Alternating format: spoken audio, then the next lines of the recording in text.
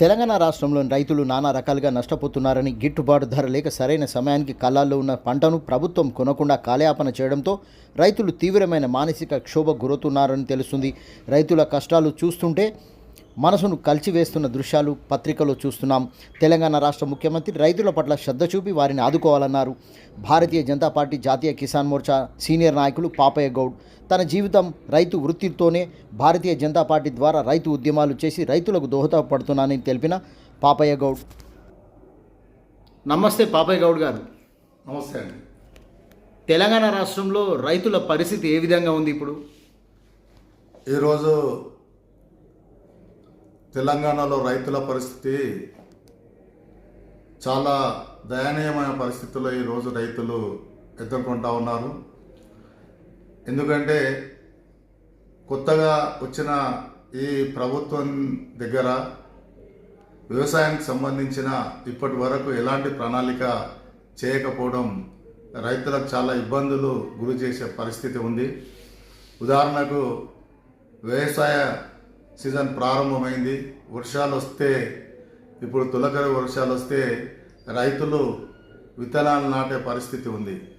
కానీ ప్రభుత్వం దగ్గర ఇప్పటి వరకు ఇన్ని విత్తనాలు ఉన్నాయి అని, ఉదాహరణకు ప్రభుత్వం లెక్కల ప్రకారం 50 లక్షల ఎకరాల్లో ఈ తెలంగాణ ప్రాంతంలో పత్తి సాగు చేస్తుందని చెప్పి వారి వద్ద లెక్కలు ఉన్నాయి. దీని ప్రకారంగా ఈరోజు రాష్ట్రంలో దాదాపుగా 1 కోటి బ్యాగుల పత్తి విత్తనాలు అవసరం. మరి ప్రభుత్వం దగ్గర ఏ కంపెనీలకు సంబంధించిన ఎన్ని విత్తనాల ప్యాకెట్లు అందుబాటులో ఉన్నాయో ప్రభుత్వం దగ్గర ఈనాటికి లేవు. రేపు జరిగే ప్రమాదం, కాంగ్రెస్ అంటే ఒక కుంభకోణాలకు అడ్రస్గా, ఒక కేంద్రంగా గతంలో చెప్పుకునేవారు. అదే పరిస్థితి రేపు జరుగుతుందేమో అని చెప్పి భయం వేస్తూ ఉంది.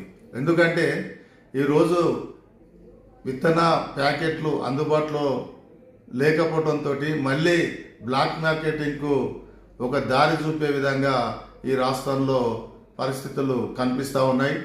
దానికి తోడుగా ఈరోజు కాంగ్రెస్ పార్టీ ఎన్నికల ముందు రైతుల 2 లక్షల రుణమాఫీ చేస్తానని చెప్పి రేవంత్ రెడ్డి గారు చెప్పారు.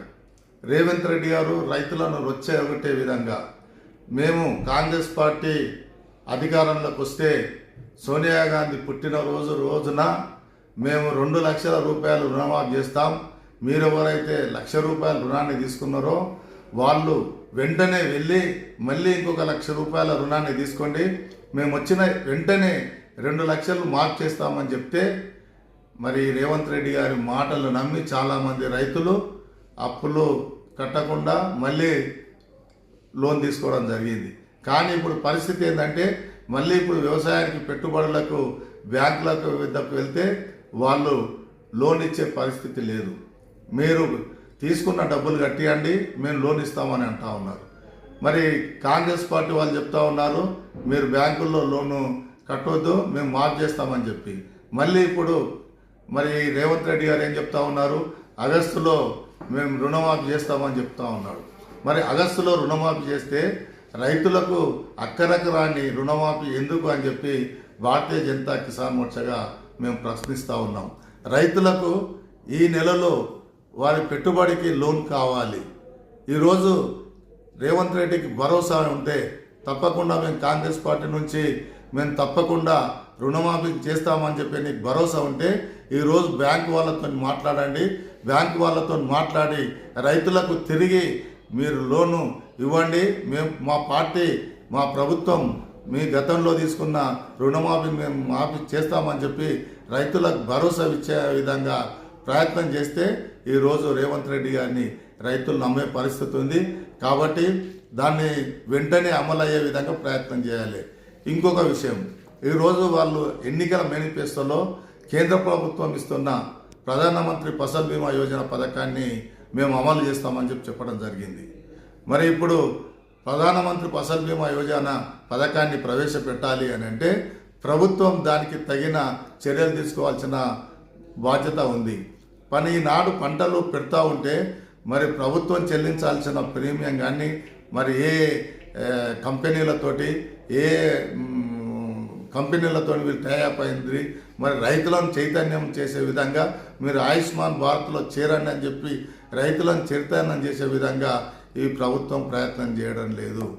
దానితో పాటు ఈరోజు రైతులకు హెల్త్ సాయిల్ హెల్త్ కార్డులను ప్రభుత్వం మంజూరు చేయటం ఇవ్వడం లేకపోవడంతో ఈ రైతుల పరిస్థితి అగమ్యంగా ఉంది. కాబట్టి ఈ ప్రభుత్వం ఈనాడు కాంగ్రెస్ ప్రభుత్వ హయాంలో రైతుల పరిస్థితి దీనంగా ఉందని చెప్పి ఈ సందర్భంగా తెలియజేస్తా ఉన్నాను. నమస్తే.